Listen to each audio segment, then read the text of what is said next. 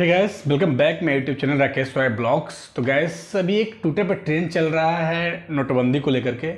वैसे आप लोगों को पता होगा कि आरबीआई ने एक फरमान जारी किया था जिसमें नोटबंदी का सर्कुलेशन होल्ड करने का अनाउंसमेंट किया था।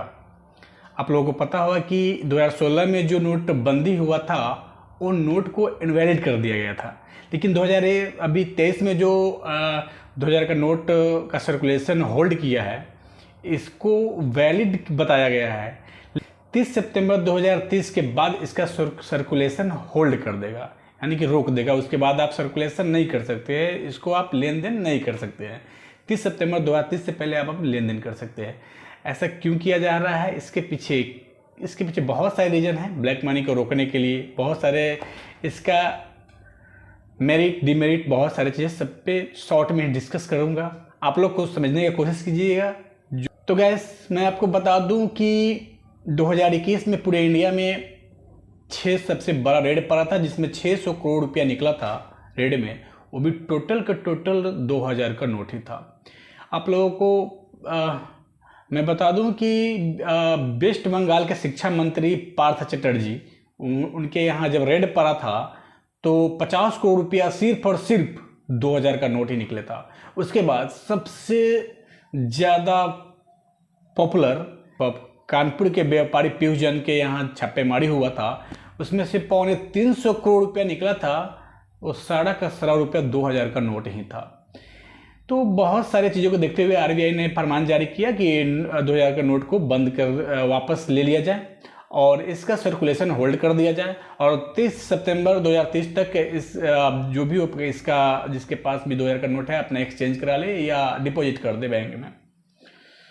तो गैस, जब 2016 में नोटबंदी हुआ था तो उसमें मनमोहन सिंह बोले थे, जब 2000 का नोट मार्केट में आ गया था, इंडिया में आ गया था, तो मनमोहन सिंह बोले थे कि हाई वैल्यू का जितने भी करेंसी होगा उससे टैक्स एविजन होगा। टैक्स एविजन का मतलब होता है टैक्स चोरी करना।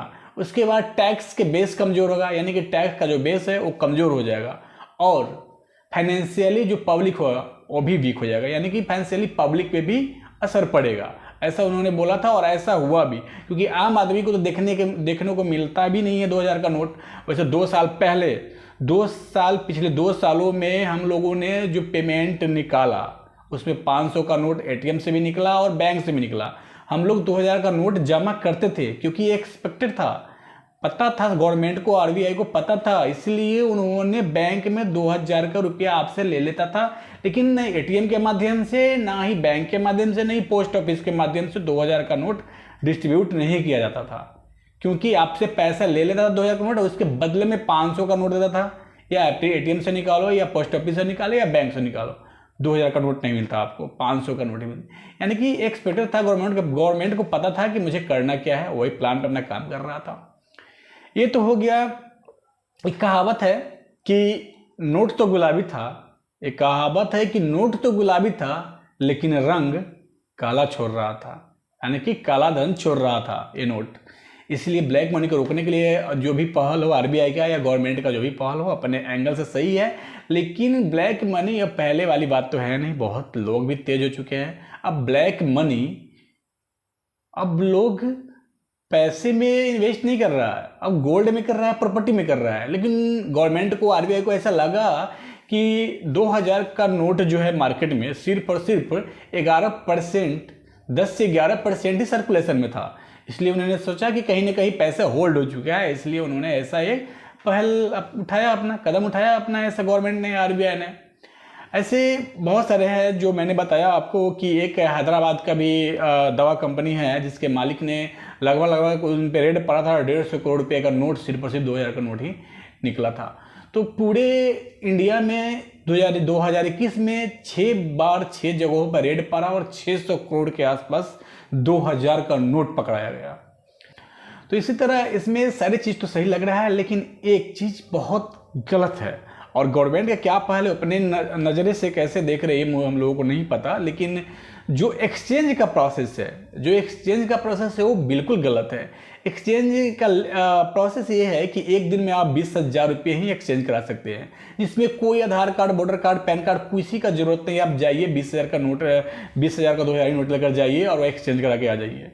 यहाँ पे आप करप्शन का ट्रेस नहीं कर पाएंगे कि ब्लैक मनी किसका है, नहीं है, ये नहीं ट्रेस कर पाएंगे। अगर आप डिपॉजिट करवाते हैं तो वहाँ पे ट्रेस हो जाता है, क्योंकि वहाँ पे आपका अकाउंट नंबर है, वहाँ पे आपका खाता है, अब तो वहाँ पे ट्रेस कर सकते थे। लेकिन वहाँ पे डिपॉजिट न करवा के एक्सचेंज का जो आप प्लान किए, यहाँ पे गड़बड़ हो सकता है, क्योंकि एक्सचेंज कराने कौन आ रहा है किसी को नहीं पता, लेकिन डिपॉजिट कराने तो जिसका अकाउंट होगा वही आएगा, या कोई और आएगा तो उसी के अकाउंट में डिपॉजिट होगा। इसके व्यू से ऐसा लग रहा है कि जो कहीं ना कहीं लूप होल्ड है। और डिपॉजिट चाहते गवर्नमेंट तो बिल्कुल इजी तरीके से करवा सकते थे, क्योंकि इंडिया में 30 करोड़ परिवार के 250 करोड़ अकाउंट है।